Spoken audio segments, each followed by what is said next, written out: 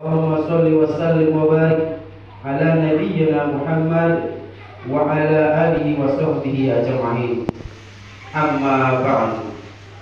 Fa ya ibadallah, usikum wa iyaya bitaqwallah, faqad fazal muttaqun.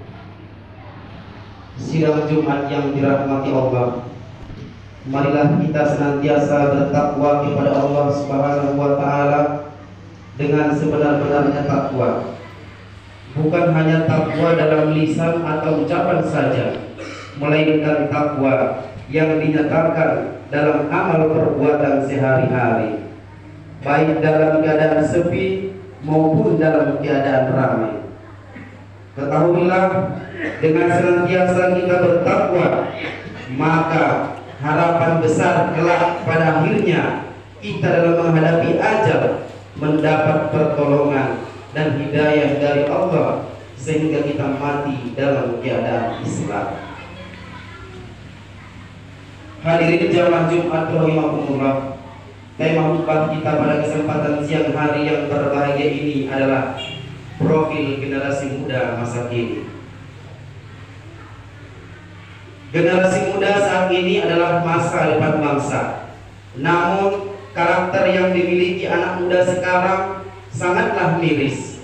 Oleh karena itu, marilah kita membangun kembali generasi muda kita dengan cara mendidik ilmu dan akhlak yang telah diajarkan oleh Nabi Muhammad SAW. Selalu mengenang dan menceritakan jasa para pahlawan yang telah gugur demi menegakkan tiang kemerdekaan bangsa ini. Sebab dengan hal itu, generasi muda akan sedikit lebih mengerti tentang arti sebuah perjuangan. Ma'asyiral muslimin rahimahumullah, kita akui atau tidak, pemuda adalah sosok yang sangat berpengaruh dalam mengisi kemerdekaan. Mereka lah yang sangat menentukan baik buruknya masa depan tanah air ini. Bahkan karena perannya yang sangat besar dalam memperjuangkan kemerdekaan bangsa ini, tercetuslah Hari Sumpah Pemuda yang diperingati pada tanggal 28 Oktober. Namun apa yang kita saksikan sekarang, sudah berapa banyak pemuda generasi bangsa yang menjerumuskan dirinya ke dalam hal-hal yang bersifat negatif, seperti narkoba, pembunuhan, pemerkosaan, dan banyak keburukan lain. Untuk mengatasinya, marilah kita mulai dari komunitas yang terkecil seperti keluarga kita sendiri. Allah Subhanahu wa taala berfirman dalam Al-Qur'an, A'udzu billahi minasyaitonir rajim. Bismillahirrahmanirrahim. Ya ayyuhalladzina amanu qu anfusakum wa ahlikum nar. Wahai orang-orang yang beriman, jagalah diri kalian dan keluarga kalian dari api neraka. Quran Surah At-Tahrim ayat 6. Jika mayoritas penduduk tanah air ini peduli akan kebaikan keluarganya masing-masing dan menjaganya dari hal-hal yang dapat menjerumuskan mereka ke dalam neraka, maka niscaya generasi bangsa akan selamat dari hal-hal negatif. Karena generasi bangsa adalah anak-anak kita sendiri yang kelak akan meneruskan perjuangan bangsa ini. Namun sungguh bukan hal yang mudah untuk memelihara putra-putri kita dari gejolak zaman yang telah terkikis krisis akhlak ini. Apalagi di zaman sekarang, yaitu zaman yang haus akan harta dan tahta. Kemaksiatan banyak terjadi di mana-mana dan sudah dianggap menjadi suatu hal yang lumrah. Na'udzubillahi min dzalik. Hadirin jamaah Jumat rahimakumullah, sebagai orang tua, marilah kita mendidik anak sejak dini dengan akhlak yang baik, karena karakter sudah mulai terbentuk sejak usia kanak-kanak. Dengan terbentuknya karakter anak yang berakhlakul karimah, maka sudah pasti anak akan bisa membedakan mana hal yang baik dan buruk baginya. Secara otomatis ia dapat menyaring perilaku teman-temannya. Begitu juga sebaliknya, jika anak tidak diajarkan akhlak yang baik, maka ia akan mudah terpengaruh oleh teman-temannya, sehingga ia akan dengan cepat menirukan perkataan dan perbuatan yang ia lihat tanpa menyaring terlebih dahulu apakah hal itu baik atau buruk baginya. Di zaman sekarang banyak orang pintar tetapi tidak berakhlak, seperti para koruptor. Mereka berpendidikan tinggi, menyandang gelar, mempunyai jabatan, tetapi tanpa rasa takut dan malu mereka melakukan hal yang dilarang oleh agama dan negara.